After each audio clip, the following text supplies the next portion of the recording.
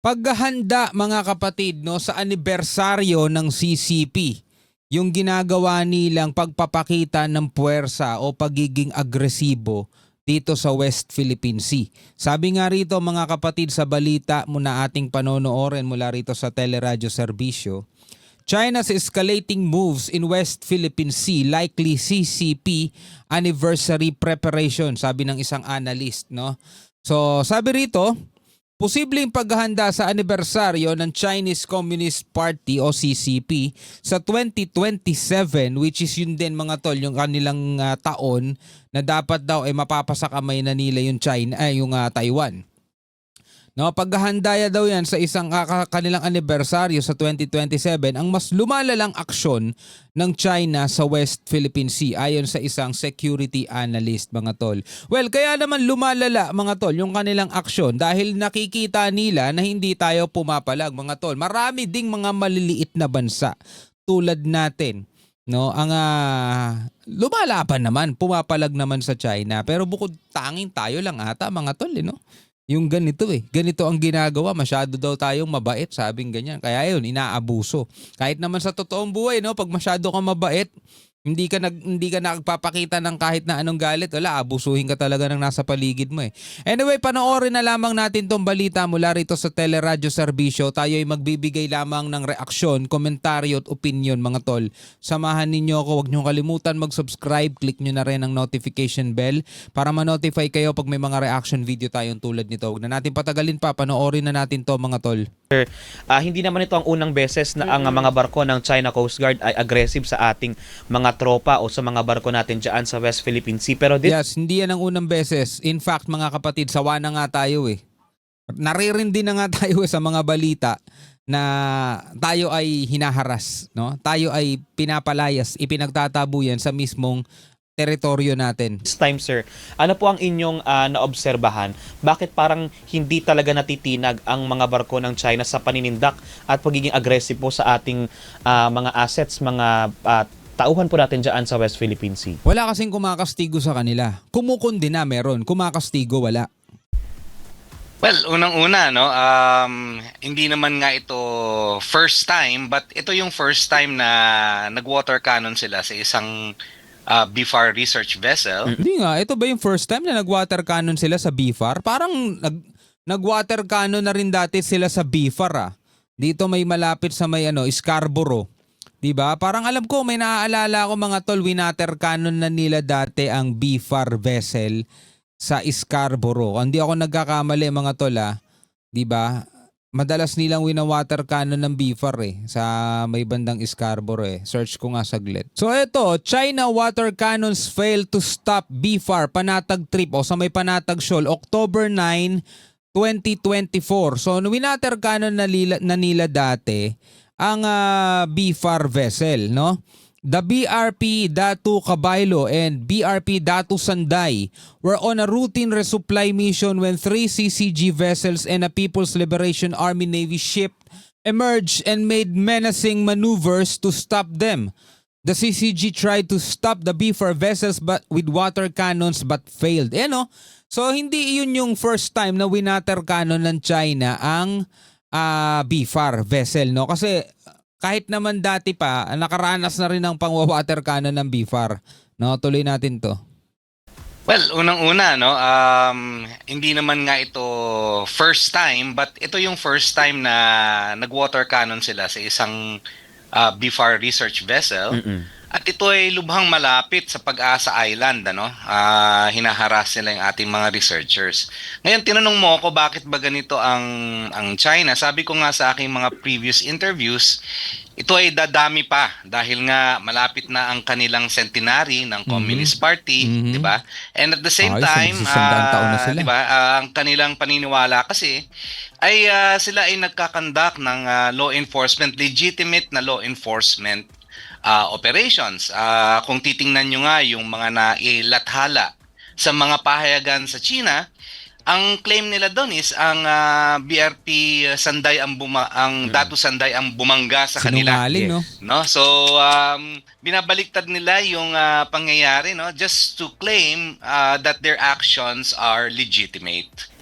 Nitong nakaraan, sir, nagkaroon ng balikatan exercises ang Kitang-kita naman sa video kung sino bumangga eh. Mate. Nitong nakaraan, sir, nagkaroon ng balikatan exercises. Ang administrasyon naman ay vocal at open doon sa paggiit ng ating sovereign rights. Vocal lang. Magkaiba kasi yung vocal sa may halong aksyon. Vocal lang. May mga pag-enhance din sa capabilities ng ating armed forces. Pero parang ang lumalabas po ba, hindi talaga nasisindak ang China doon sa mga bold moves at steps ng gobyerno para protektahan talaga natin yung ating teritoryo. Actually, paano masisindak ang China eh? Wala naman tayong ginagawang paninindak. Hindi naman tayo naninindak eh. Hindi naman sila sinisindak ng gobyerno eh. Diba? Wala nga talaga actually tayong ginagawa para sindakin sila. Yung mga ginagawa nating mga balikatan exercises, hindi sila makaporma kapag ang barko ng Pilipinas may kasamang barko ng ibang bansa tulad halimbawa ng Amerika, hindi sila makaporma doon. Pero kapag ang barko lang natin mag-isa sa dagat, yan. Diyan sila pumapasok mga tol. Diyan lumalabas yung angas nila. Bold moves at steps ng gobyerno para protektahan talaga natin yung ating teritoryo. Oo, hindi naman Christian na para sindakin sila, no? Mahalaga itong mga ginagawa ng ating administrasyon upang ipakita yung ating commitment, ano, yung ating paggigiit sa ating karapatan, no? Makulit lang tayo. Yun yung atin. Ginigiit natin yung ating karapatan sa pamamagitan ng pagiging vocal, sa pamamagitan ng mga diplomasya, no? Doon tayo mga tol.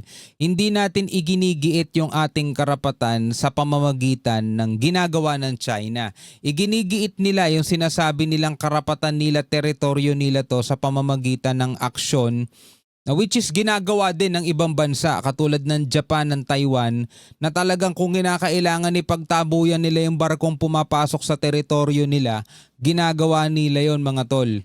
Sa atin mga kapatid, hindi eh. Hindi tayo ganun eh. 'Di ba? Ating paggigiit sa ating karapatan, no?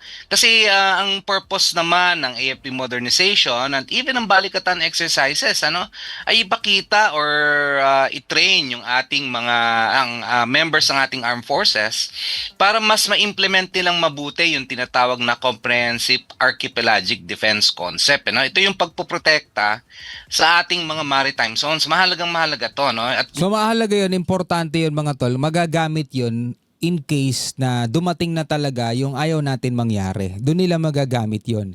Pangdepensa kasi yun eh. Hindi siya pang-opensa mga tol, no? Pangdepensa siya. So para maprotektahan natin yung ating mga nasasakupan, kaya nag-e-ensayo yung ating mga kasundaluhan. But then again, magagamit nila yon mga tol sa panahon na ng gera. Diba? Tinuturo sa kanila kung paano gamitin yung mga modern weapon system na katulad na lang halimbawa ng Typhoon missile ng Amerika, diba? Tinuturo sa kanila yon mga tol para in case nga na dumating ang pagkakataon na yon is ma-operate nila yung mga ganong klaseng sandata na kahit sila lang, no, wala na yung tulong ng Amerika, kaya nating ma-operate agad. hindi to para sindakin ng China. Dagdagan ko lang yung punto na ni-raise ninyo, no? Kaya nga rin nagiging agresibo ang China dahil alam din nila sa aking palagay na ang Pilipinas ay magiging chair ng ASEAN next year, ano? At malaki ang ating say, no, sa magiging agenda ng ASEAN Summit na ito next year, ano? At nabanggit nga ni Secretary Anyo at nagpalabas na rin ng announcement ang Malacanang na nais ng gobyerno natin na matapos yung tinatawag na Code of Conduct sa South China Sea. Ito ay isang malaking diplomatic move ng ating bansa, no, para mapigilan ang mga belligerent action sa maski na sinong bansa sa South China Sea. Nabanggit nyo, sir, yung ASEAN. Nakikita nyo bang may support ang Pilipinas mula po sa ibang ASEAN member states? Yun lang. Well, syempre, ano, ang mga bansa ng ASEAN ay may kanya-kanyang interes, ano? At hindi naman natin pwedeng itanggi, Victoria, na malakas ang impluwensya ng China dito, ano? Nakikita naman natin 'yan sa mga karatig bansa like Malaysia, Indonesia, and even Cambodia, no? Malakas ang kanilang impluwensya. Pero syempre tayo naman ay nananalig na iiral ang ang reason, no, at yung lakas ng ating posisyon, Sana. lalong-lalo na nananalo tayo doon sa 2016 Arbitral Award. Let's be hopeful. No, ito hindi lamang panalo ng Pilipinas, Christian at Vicky, no? Ito ay panalo ng buong ASEAN, yung especially yung mga claimant countries, no, na meron silang pagbabasihan na isang legal framework, no, pagdating ng panahon na kailangan na nilang igiit yung kanilang mga karapatan dito sa kanilang mga exclusive economic zones. Kaso nakikita rin nila mga tol, do nanalo ang Pilipinas sa 2016 arbitral ruling is parang walang nagagawa yung arbitral ruling na yon para pigilan ang China sa kanilang claim o sa kanilang pagiging agresibo sa inaangkin nilang mga teritoryo. 'Di ba? Kasi do meron tayong pinanghahawakan, 'di ba? Pero kung kulang naman tayo sa implementation, wala rin.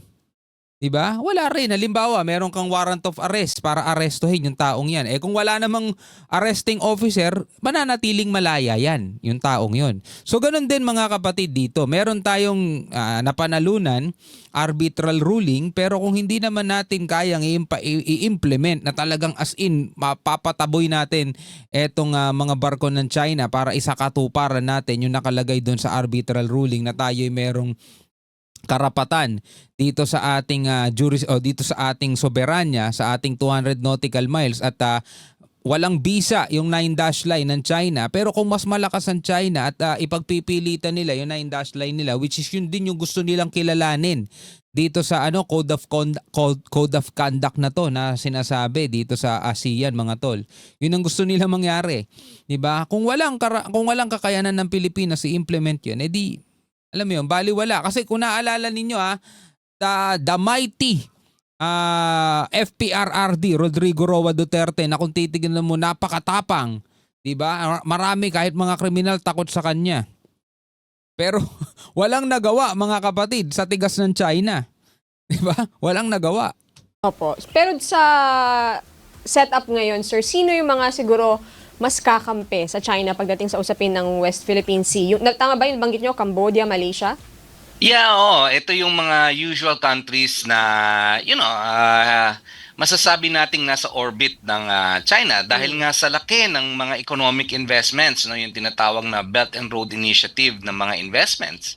Dito sa mga bansang ito, no, hindi mo rin sila masisisi, Vicky, dahil nga ang laki ng kanilang interes. Yun lang, lugi tayo dun mga tol. However, nananalig nga ang ating gobyerno na mananaig yung nananaig yung reason, no?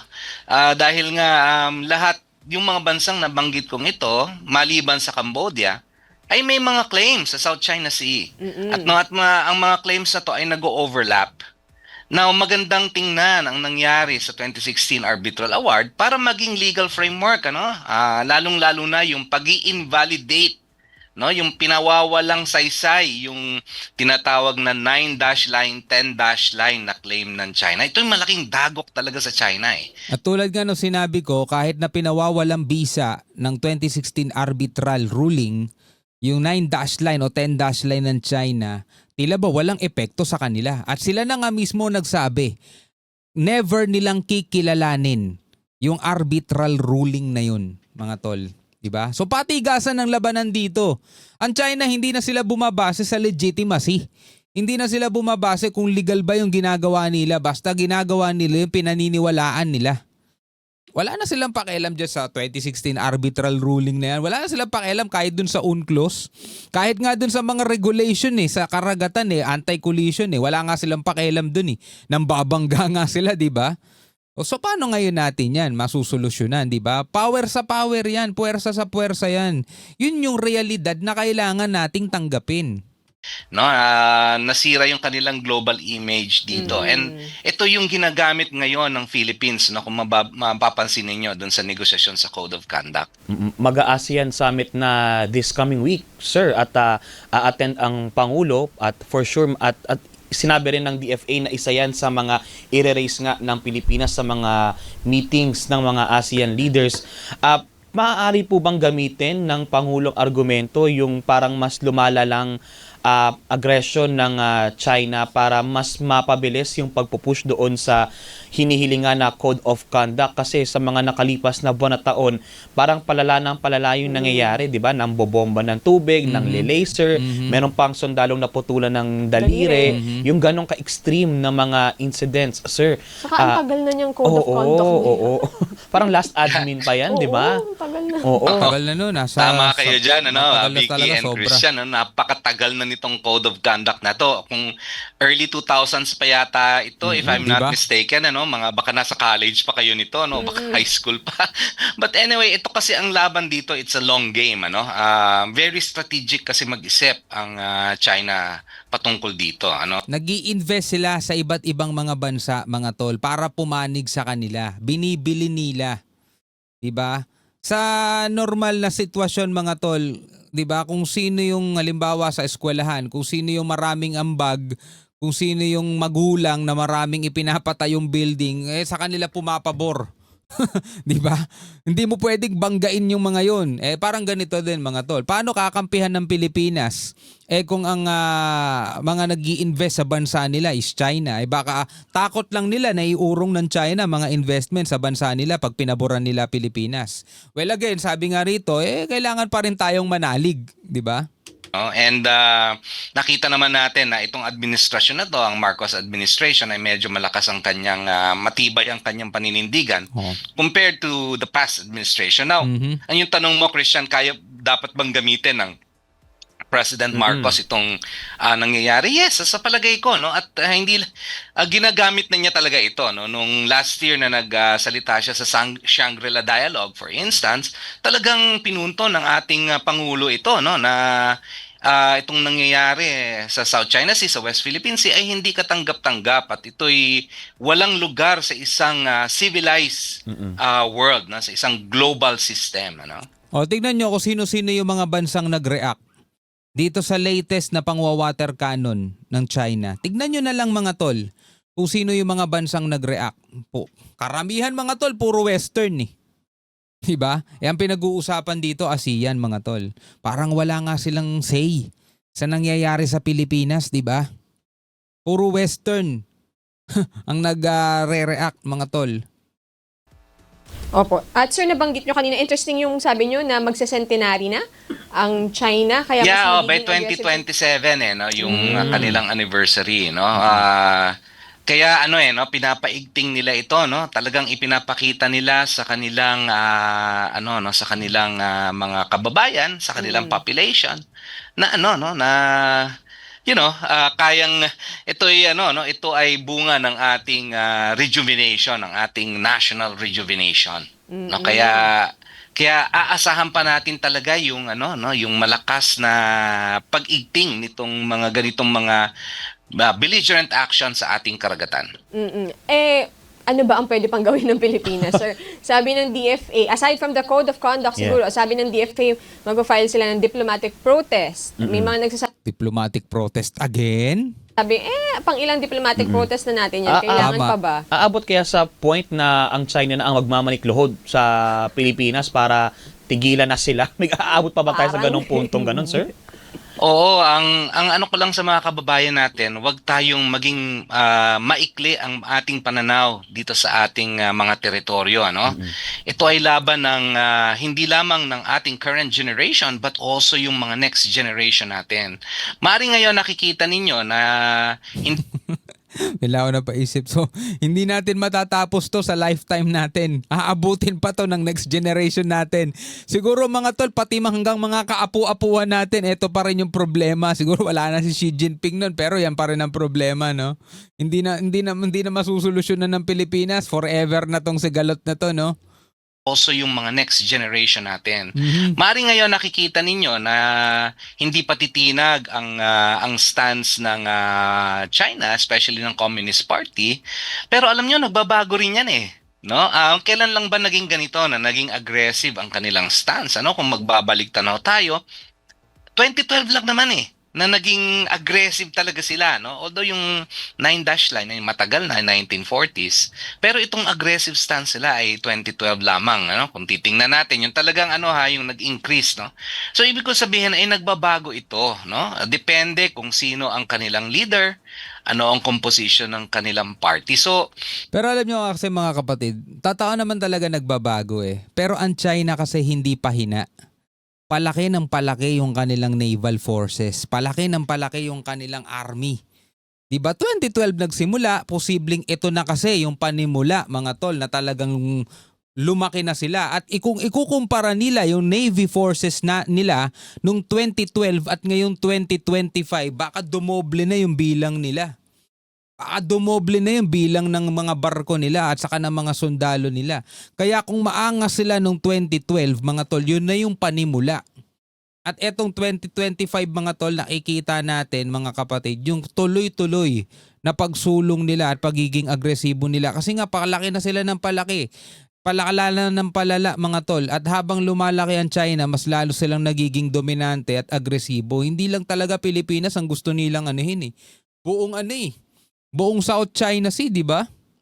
Kaya yung 2012, nagsimula sila 1947 nung iginuhit nila yung kanilang 9-dash line.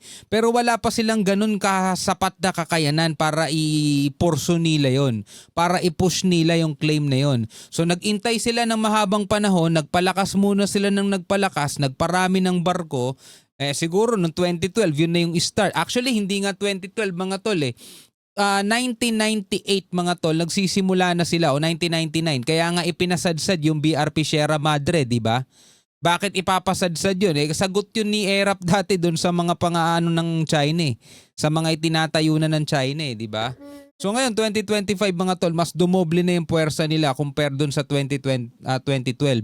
ano pa ang magagawa ng Pilipinas? Napakadami, Vicky and Christian. Mag-monitor. Unang-una, kailangan patibayin yung national resolve. Kung mapapansin niyo, hindi naman lahat ng Pilipino ay talagang into this issue. Kung titingnan mo nga yung mga surveys, talagang economic issues or gut issues ang mga nananaig. Pero kailangan mapunta sa kamalayan ito ng ating mga kababayan na yes, binubuli tayo. Pero ito ay isang labang pang-existential eh. Ito ay laban ng food security. Ito ay laban ng energy security, yung pagkukuha na natin ng natural gas, for example. Yung mga dwindling stocks ng ating mga fisheries. Yung mga kawalan ng trabaho ng ating mga mangingisda. Ganun dapat ang ang tingin natin dito. Ito'y very vital sa ating seguridad bilang isang bansa. Meron pa kasi tayo ngayong nagagamit eh, kaya hindi pa masyadong alam ng ibang tao yan. Pero once na maubos na yun dun sa Malampaya, once na ubos na yun mga tol, ewan ko na lang kung ano mangyayari. Alright, and with that, sir, we thank you. Alright mga kapatid, bilang mga Pilipino, napakinggan naman natin yung kanilang pag-uusap at habang sila nag-uusap, nagbibigay din tayo ng ating opinion at reaction mga tol. Ikaw, habang manonood, pwede ka rin magbigay ng iyong opinion at reaction mga tol tungkol dito sa issue na to sa West Philippine Sea. Alright, maraming salamat. Hanggang sa muli, ako nga pala si Shobal D. Peace out.